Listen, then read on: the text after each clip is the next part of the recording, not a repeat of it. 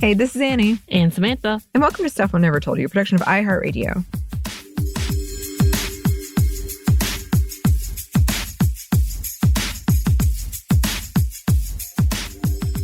And welcome to another happy hour, if I am not mistaken, the last happy hour of 2023.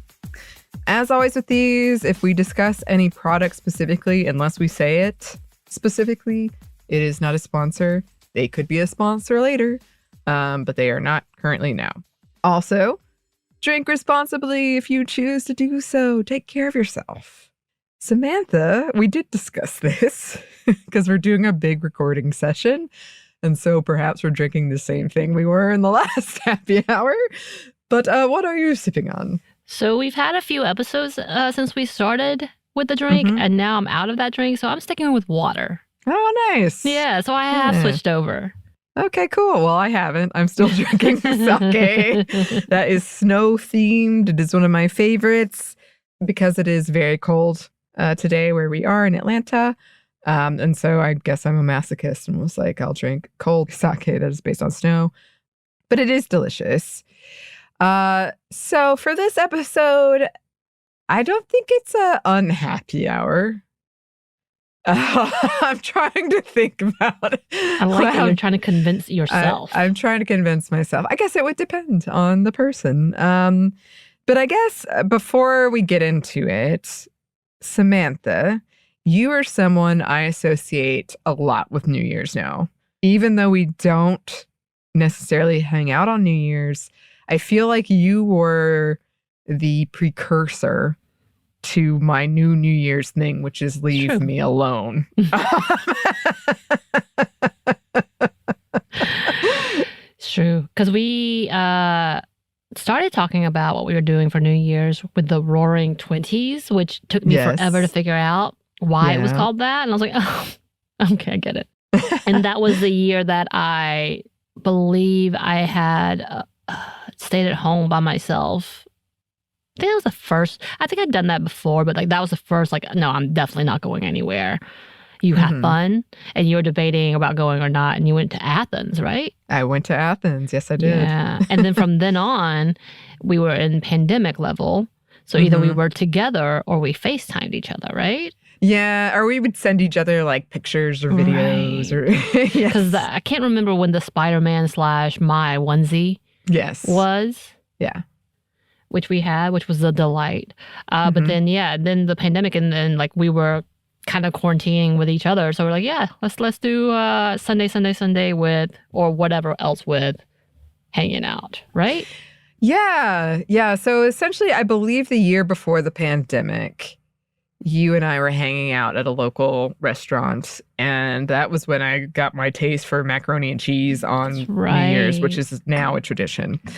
And you and I was saying, like, I don't really have a good time going out on New Year's. Like, it starts out really fun, and then it ends terribly. And it's sort of a unfortunate thing that's a tradition for me.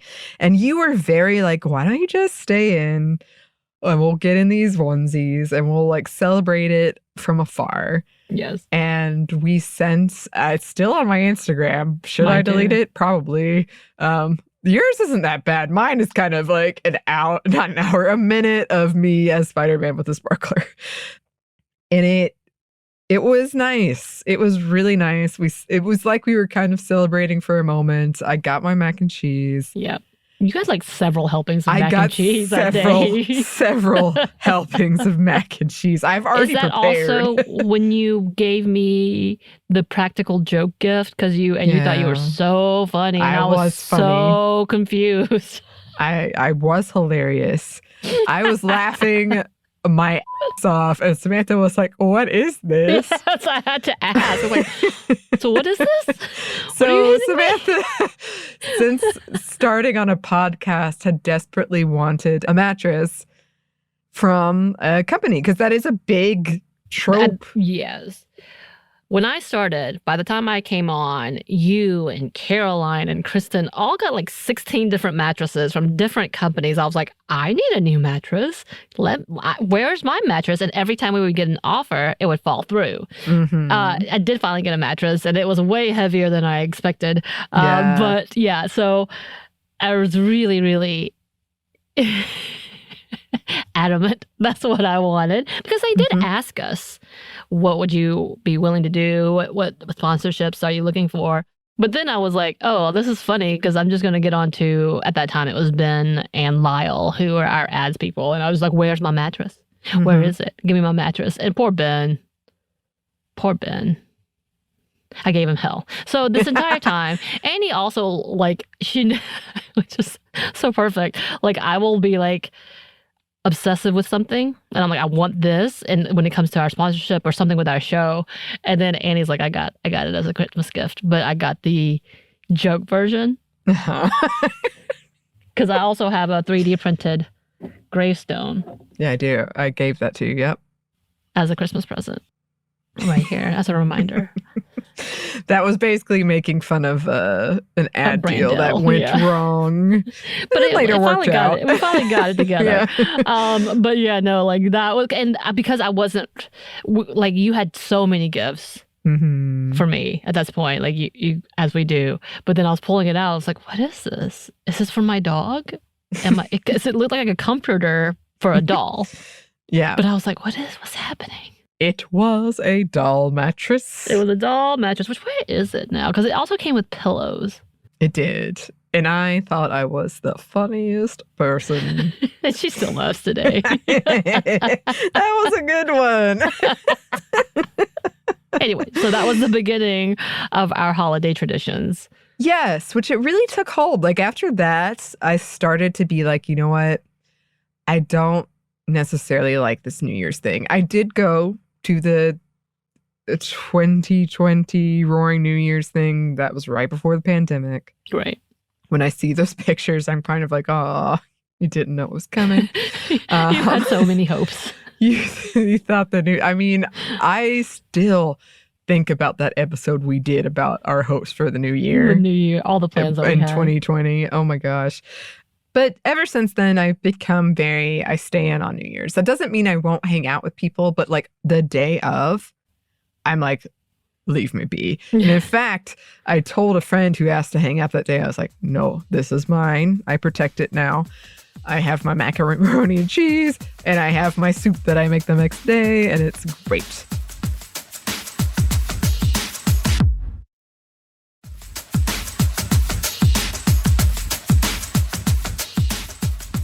I was thinking about this because we have had a very stressful year. I think a lot of people have. And I feel like that's on the tail of several stressful years. And I have a lot of things that I've put off, and I want to fix them. I want to finally deal with them. And they're like, around my apartment, or like I have to go through stuff and clean stuff and fix stuff. But it's sort of stressing me out, because the new year does feel very like there's a lot of pressure to it of, well, it's time now. You need to do all of the stuff that you've put off. So I have that hanging over me. But then I've been thinking about,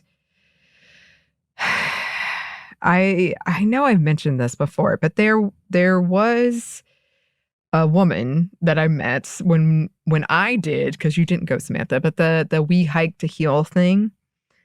And she was just talking about what she was going through and what she was dealing with. And I'll never forget, she said, I'm trying to learn how to stop comparing myself to my younger self.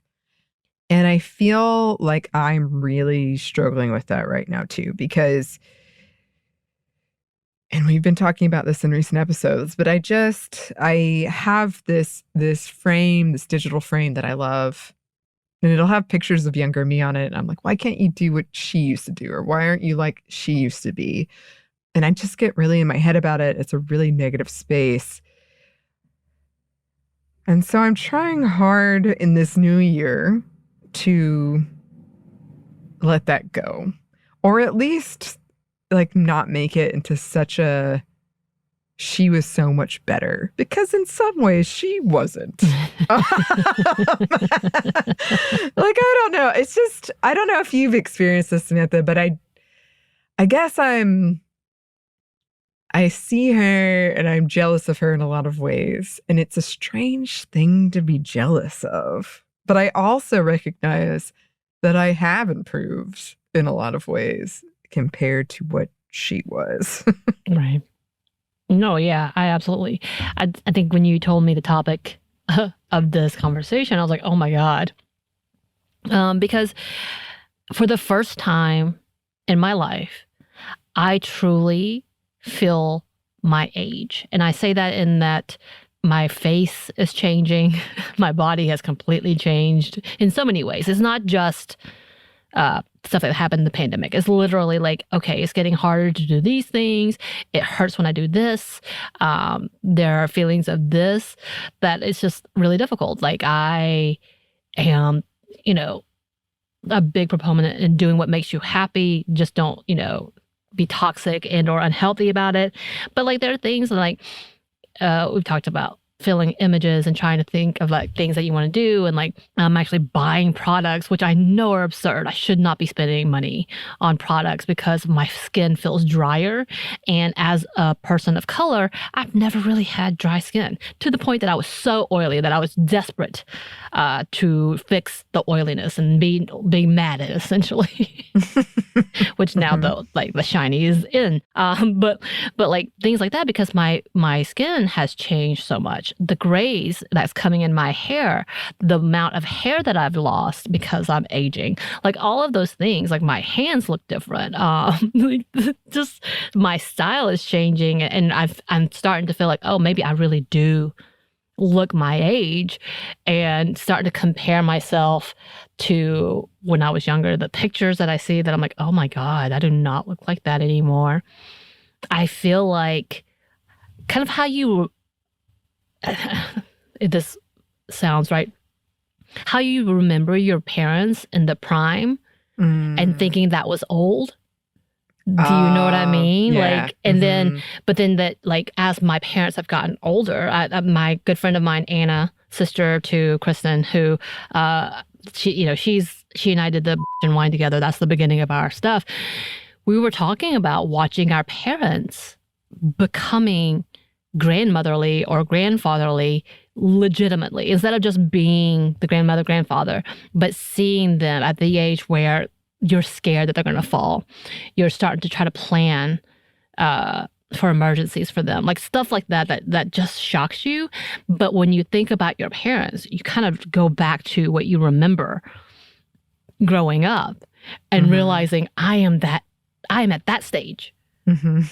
It really has shocked me. It is shocking me constantly, where I see reflections of myself, which, as a person with low self-esteem in general, with like a self-esteem issue, never loved what I've seen. But to be shocked, the fact that I have truly aged. I was totally telling you, as my smile lines are happening, as I feel like my chin and like all these things are getting puffier, the fact that we're on video doing our job on a weekly basis, twice a week, 3 times a week, whoever knows how long I've procrastinated and we have to be back on type of schedule. But like looking at myself and starting to do all the little regiments, like, y'all, I'm making faces at myself. Because I don't want to have the deep lines. And, you read in, or you saw on TikTok, if you do these things, it'll help you smooth out the lines, or, like fix your chin muscles or whatnot. But I'm doing that, realizing I look ridiculous after the fact. But because that's all I can see, that's what I'm doing. Like having that shock of seeing myself this age is surprising. And I hate that feeling. I hate that, because we tout very much having confidence in yourself, aging gracefully, doing whatever you want to make yourself happy, and not being miserable about it. But it's so hard. It's so hard. And then having these pictures and seeing back then, the things that I hated then, wishing I could have now. Oh, yes. Yes, and I hate it, but I feel like a lot of people do think it, like, you Right. should have appreciated it back Right. then, and you did it. Right. I will say that the one thing that I'm happy about is being more confident in being me. So, like, not feeling like I have to be completely fake, not having to go out just because, being very frank about, like, yeah, I'm not coming. Like, yeah. You know, like, I wish I would had that attitude during that time, because that part I'm down with. The physical changes are difficult. Yeah. Yeah.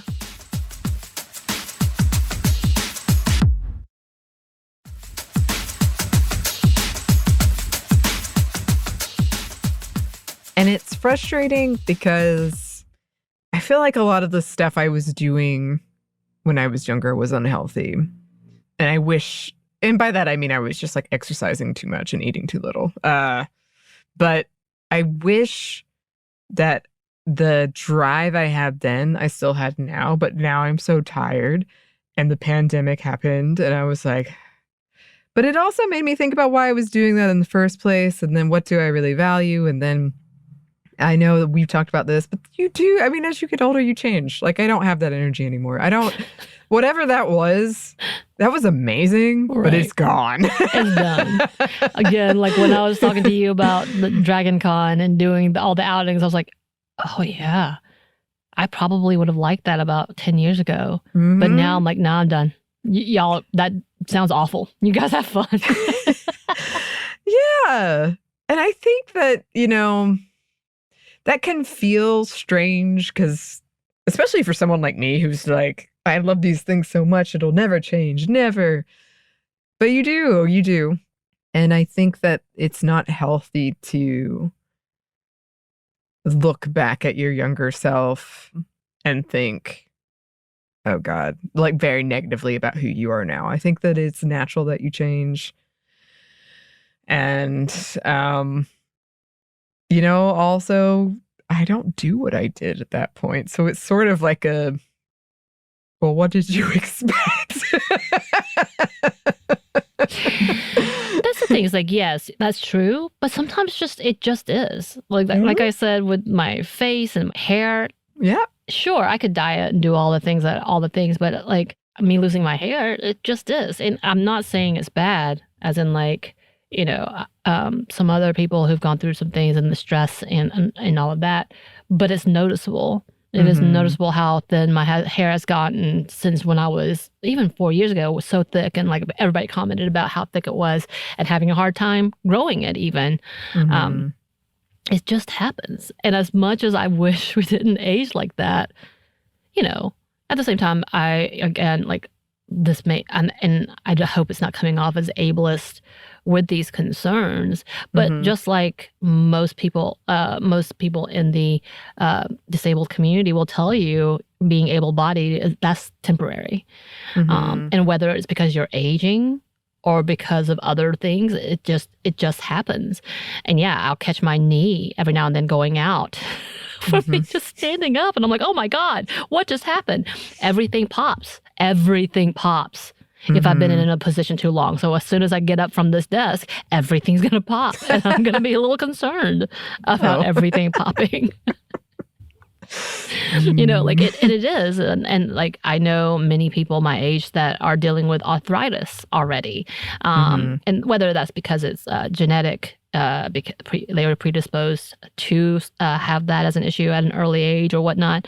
Like, there's so many things. I have friends who've had to have surgeries already because of their shoulders or their knees, or they push too hard trying to stay able-bodied and perfect-bodied, and has caused problems later in life.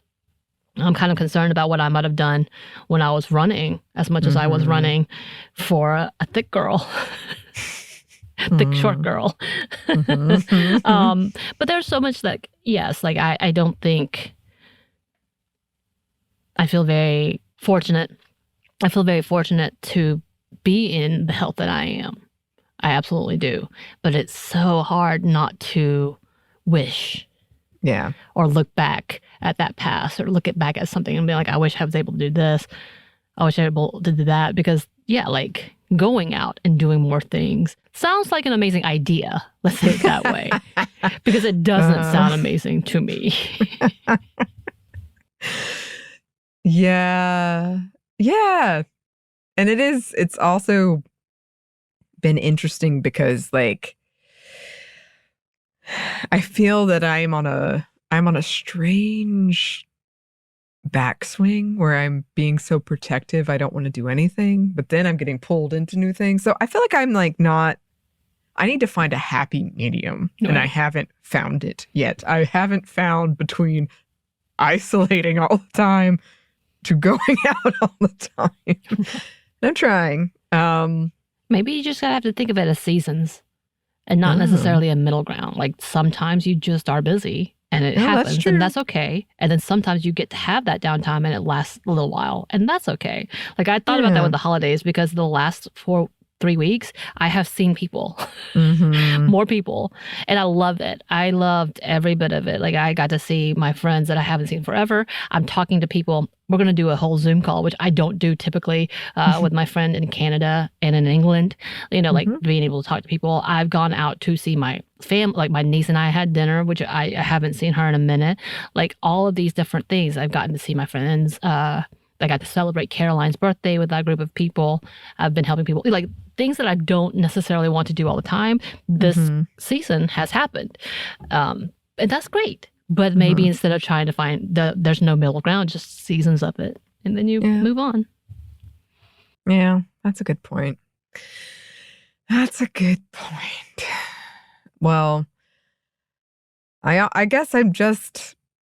For whoever else is listening to this and you do feel that dread of the new year's coming and you have to change everything and maybe find some way to be your younger self, like maybe step back from that. Be realistic. Be realistic. Like, honestly, I know it, especially to younger people, because I thought the same thing too when I was younger. She was a different person, and she was good in some ways and bad in some ways, but she was a different person, and I don't know that it's healthy to try to get back to that. So I think just keep that in mind. Don't make yourself feel horrible about yourself just because a new year is coming. There's no need. There's no need for it. There isn't. Well, I think this is the last happy hour of the year, so cheers. Cheers. Happy New Year's. Goodbye, 2023. Happy New Year. Whatever you do, we would love to hear if you have any traditions. Ours are staying in, apparently. Yes. Yes, I love it. It's a true story. Macaroni and cheese. Macaroni and cheese for me. I have a soup I make. It's amazing. But listeners, if you have any traditions, please let us know. You can write in to our email at stuffmediamomstuff@iheartmedia.com. You can find us on Twitter at momstuffpodcast or on TikTok and Instagram at Stuff I Never Told You. We have a TeePublic store and a book and an audiobook that you can get. Thanks as always to our super producer, Christina, our executive producer, Maya, and our contributor, Joey. Thank you and Happy New Year. Yes, Happy New Year. And thanks to you for listening. Stuff I Never Told You is a production of iHeartRadio. For more podcasts from iHeartRadio, you can check out the iHeartRadio app, Apple Podcast, or wherever you listen to your favorite shows.